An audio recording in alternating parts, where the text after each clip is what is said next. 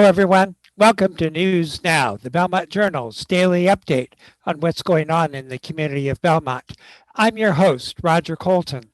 I have with me today Travis Franck, who is chair of Belmont's Structural Change Impact Group. Travis, thanks for joining us. Let's start out. What does that mean? What is the Structural Change Impact Group? Roger, thanks for having me on the show. I'm really appreciative of the time that we're going to have to talk about the Structural Change Impact Group and what it hopes to be doing for the town of Belmont. We, as a town, we face a structural deficit. And as several of the warrant committee presentations of the last few weeks have shown, that's when our revenues are going up at a certain pace, often slower than our costs are going up. So over time, there'll be over a bigger and bigger gap. That's the structural deficit that we're facing as a town.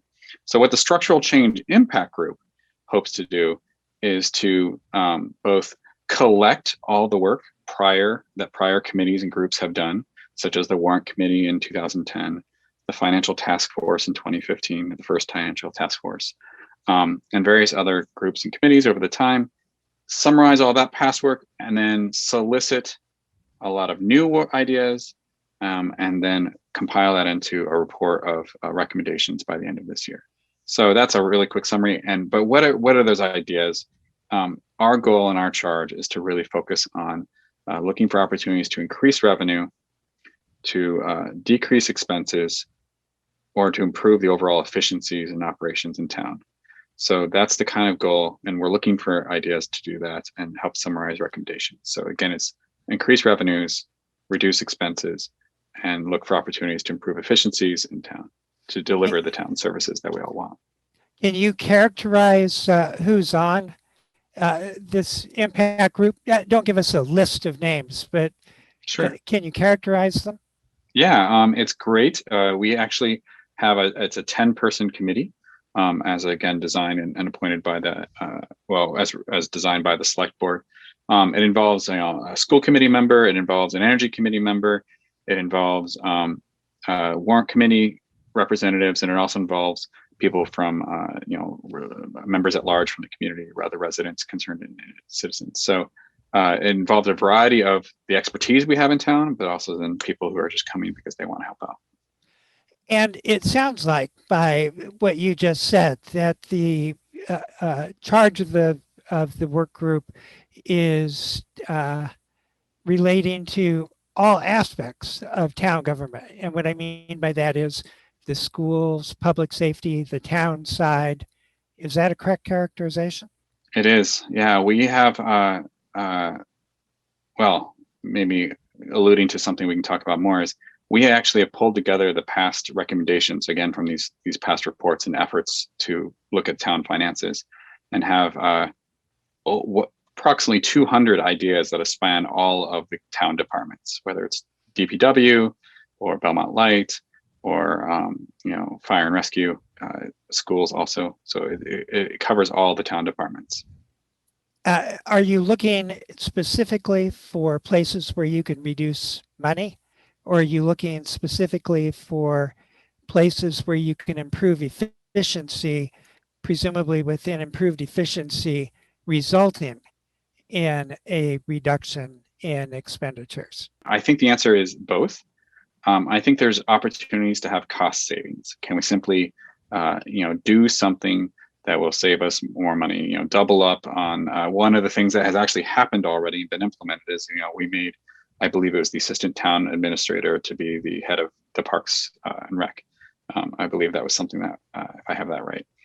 So that's maybe reducing some staffing or looking for other cost savings within the town structure. We're already very lean, from what my understanding, but there might be additional ways to have cost savings. But the other thing is that the committee wants to make sure that we solicit ideas that involve potentially a little bit of upfront costs in order for long-term higher delivery of town services. So something we might need to do is invest in a little bit of technology to improve access or to town resources, or maybe it's something like moving our town permitting system more online, or something like that, where it's just, is there a way that we can need to invest in a little bit of technology or something else, training that would be improve efficiencies in the long run. Is there an opportunity for public input, or what is the opportunity for public input? Thank you. That is a very important part of this, and it's both important part of the charge to the committee from the select board, but also I think very important from that all of the committee members hold, is that we really want a lot of public input. This is a conversation that that the committee gets to kind of host and facilitate, and we'll probably be doing as much of the legwork as possible for the town. But really, we want this to be a town-wide conversation. And so we have a variety of steps that we've taken to date, and then maybe I'll talk about the opportunities for input in just a minute. But so to date, we've already compiled and released one initial report that I presented to the select board on behalf of the committee on earlier this month, I think on February 8th. That is available on the town's website, and that is just simply a summary. But then, and we've already again reported out on the town committees. So that is one opportunity, of course, for people to have input. We have input on our biweekly meetings. But then going forward, we are about to have a public forum a week from tomorrow. So it is actually February 4th at 7 p.m. March 4th. March 4th. Thank you. March 4th at 7 p.m. It will be a Zoom as per usual these days. And we'll hopefully have a short presentation and then leave the rest of the time open for ideas. It's a brainstorming session. We would love to hear as much input from the community as possible. Everyone is welcome, whether that's town employees or whether that's town officials or whether that's residents or anyone else that has good ideas for how the town can achieve its financial goals. I'd like to follow up too on something you just said. It's not a session where people have to present a fully developed proposal or recommendation. It is a session where you're seeking people's ideas. Yes, I think that's exactly right. We're actually, knowing the format can be a little hard. We're going to probably have hopefully a short window for someone to express their idea, maybe 2 minutes or something like that. So the idea is, hopefully people can come and present an idea of, I think this would be a good idea. I think it would save the money because of this, and we really like the committee to consider it. And then we will put that into our list of our matrix of options, our spreadsheet, and spend the remainder of 2021 evaluating things. And that's the time frame you're working on. You want to deliver a report by the end of this calendar year? That is our goal. Of course, we got a little bit of a late start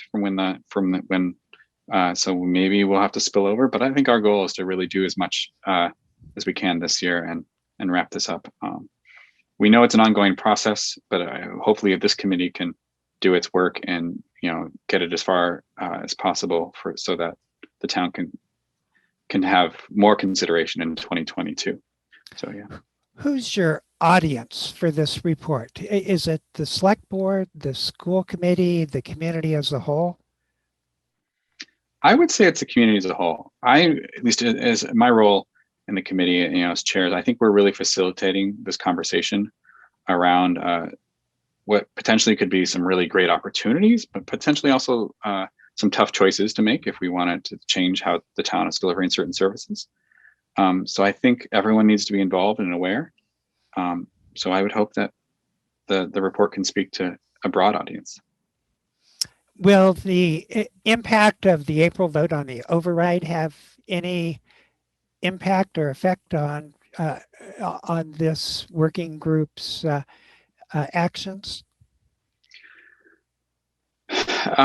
Well, I think everyone, who is alert in the town probably knows the override this is sort of in the water. It's in, but the committee, this structural change impact group is really kind of independent of that process. We've had overrides in the past, and maybe that's, there have been other committees, maybe Financial Task Force 1 was kind of related to that override back a few years ago.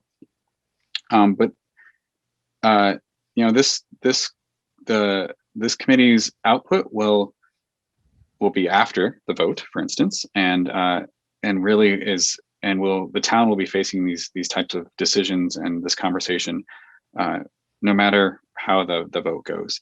So I would say overall it does not affect our committee, but of course it would definitely impact the town's finances and other choices. So. And I have one last question. I think it's important to understand what this committee is not. So there is significant discussion about racial diversity in the community of Belmont. There's significant discussion about climate change in the community of Belmont. This is not a work group or a task force that's looking for structural change to address issues other than fiscal issues. That is correct. Our duty is to look for those kind of three things that I mentioned, where it's increasing revenues, cost savings, or improving upon delivery of services overall. So not handling some of the other broader social change, structural change issues in the community, correct? That's great. And one last time, March 4th at 7 o'clock, how does someone participate if they choose to do so? So we'd love, hopefully they do, because we'd love as many ideas as possible. And again, the presentation will be, it'll be more of a session for input as opposed to a session of a presentation. It will be available on the town's website via Zoom link. Of course, you can go to the town calendar, and find the forum that day. It will also be on the Belmont Media Center's broadcast on cable TV. That may be harder to provide input. So, but if you want to follow the conversation, that's one way to do it. And if you're gung-ho to get started now, whether you can start today or whether you want to use this during the forum or well after the forum, we have a online web forum, which is at a tiny URL, tinyurl.com/Belmont change. And that takes you to a forum that will be also a way to solicit ideas. So you can do that anytime starting today, but we look forward to having your input one way or another, whether it's the forum on the March 4th or whether that's through the website. That's great. Thanks for joining us today, Travis. My pleasure. Thank you. We've been speaking with Travis Franck, who is chair of Belmont's Structural Change Impact Group. You've been watching News Now, the Belmont Journal's daily update on what's going on in the community of Belmont. Thanks for watching. I'm your host, Roger Colton. I'll talk with you again next time.